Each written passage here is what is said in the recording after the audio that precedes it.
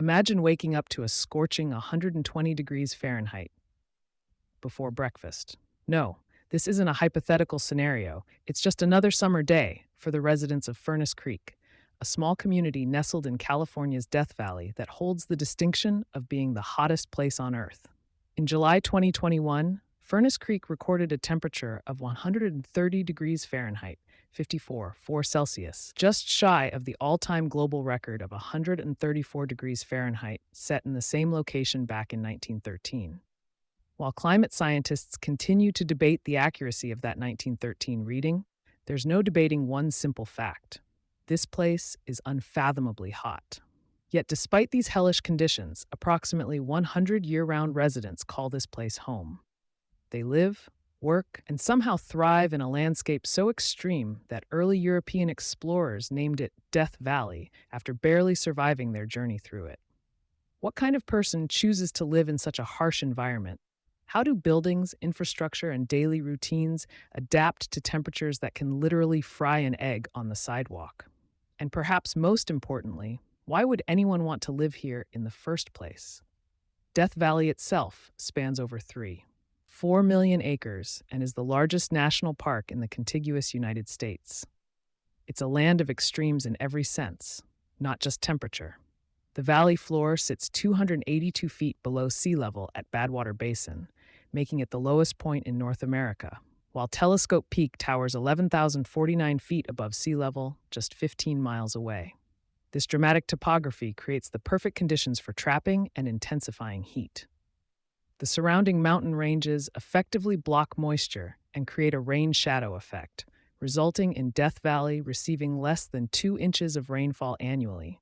When hot air descends into the valley, it becomes compressed and heats up even further, creating what meteorologists call a convection oven effect. Furnace Creek didn't get its evocative name by accident. The community was established in the late 1800s, first as a mining outpost during the region's brief borax mining boom, and later developed as a tourist destination by the Pacific Coast Borax Company. The name itself comes from the furnace-like heat emitted by a natural spring in the area. Today, it serves as the administrative headquarters for Death Valley National Park and contains the main visitor center, a historic inn, a golf course, yes, really, and other amenities for both tourists and residents. But who exactly chooses to live in the hottest place on Earth? The population consists primarily of National Park Service employees, hospitality workers who staff the oasis at Death Valley Resort, formerly known as Furnace Creek Inn, and a small number of retirees who have developed a peculiar affection for the extreme desert climate. There's also a significant presence of the Timbisha Shoshone tribe, who have inhabited the Death Valley region for over 1,000 years and maintain a small reservation within the park boundaries near Furnace Creek.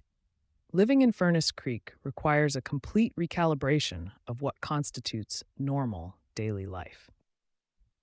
During summer months, which stretch from May through September, residents adopt what's essentially a nocturnal lifestyle. Outdoor activities, exercise, and even simple errands are reserved for the pre-dawn or post-sunset hours, when temperatures might mercifully drop to the cool range of 90 to 100 degrees. Many residents leave for weeks or months during the peak heat, a practice locals refer to as summer break, regardless of whether they have school-aged children or not. The homes in Furnace Creek are specially designed to withstand the extreme heat. Traditional insulation isn't enough here. Houses are built with thick walls, often stucco or other heat-resistant materials, with minimal windows on the sun-facing sides. Roofs are typically light-colored or reflective to bounce back the sun's rays. Many homes are partially built into hillsides or have earth berms around them to take advantage of the natural cooling properties of the ground. Air conditioning isn't a luxury in Furnace Creek. It's a life support system, and power outages can quickly become emergencies. Water conservation becomes second nature when you live in one of the driest places on Earth. Despite its name, Furnace Creek actually has access to a natural spring that provides a limited but reliable water supply. The Furnace Creek watershed is fed by rain and snow that falls on the mountains to the west, which then percolates through cracks and pores in the rocks for tens of thousands of years before emerging at the spring. This ancient water source is meticulously managed, with residents practicing extensive water conservation measures that would seem extreme in most other American communities. The local economy revolves almost entirely around tourism. Death Valley National Park attracts over 1 million visitors annually, with most coming during the relatively mild winter months, when daytime temperatures can be quite pleasant, ranging from the 60s to 70s Fahrenheit. The Oasis at Death Valley Resort Complex includes the historic Inn at Death Valley, a four-diamond luxury hotel originally built in 1927, and the more family-friendly Ranch at Death Valley. These establishments, along with the park's visitor center, gift shop, and general store, provide employment for most of Furnace Creek's residents. Perhaps the most surreal feature of Furnace Creek is its 18-hole golf course, which proudly advertises itself as the lowest elevation golf course in the world at 214 feet below sea level. Playing around during summer is nearly unthinkable, with tee times available only in early morning hours, and most summer visitors opt to just snap a photo of the world's lowest golf course sign rather than actually playing. Remarkably, the course uses recycled water from the resort's systems, making it a somewhat sustainable feature in this parched landscape. Daily life in Furnace Creek comes with unique challenges that most Americans would find difficult to comprehend.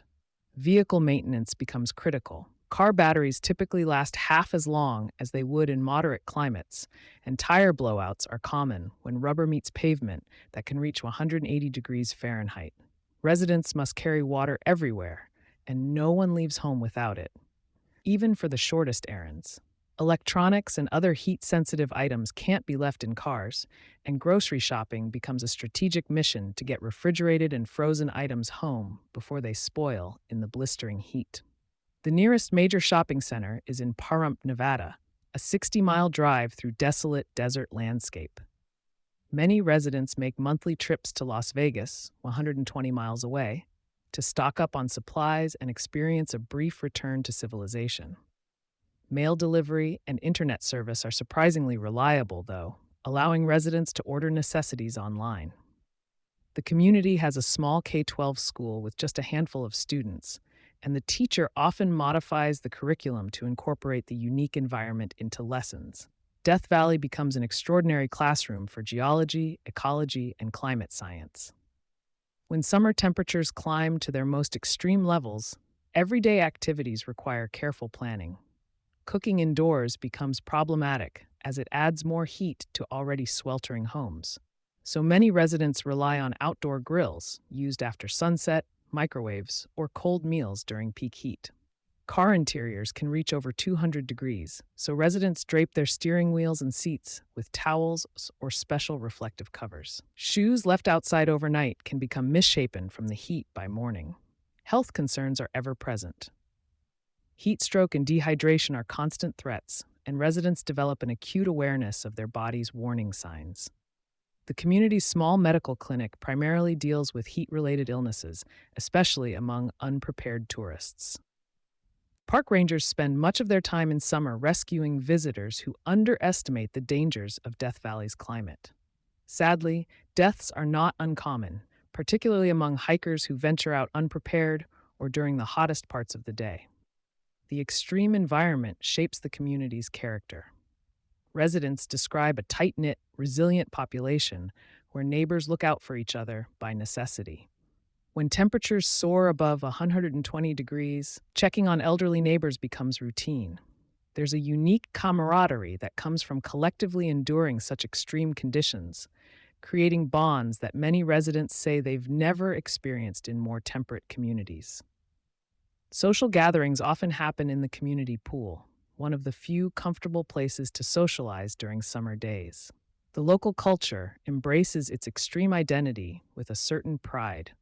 The Furnace Creek Visitor Center displays a large digital thermometer that often becomes a photo opportunity for tourists when it displays readings above 120 degrees. Gift shops sell merchandise proudly proclaiming Death Valley as the hottest place on Earth, and visitors can purchase certificates commemorating their survival of the extreme heat. Local restaurants serve dishes with names like Hades Hamburger and Satan's Salad. Climate change has brought new concerns to this already extreme environment. Death Valley has always been hot, but it's getting hotter. The frequency of days exceeding 120 degrees has increased significantly in recent decades.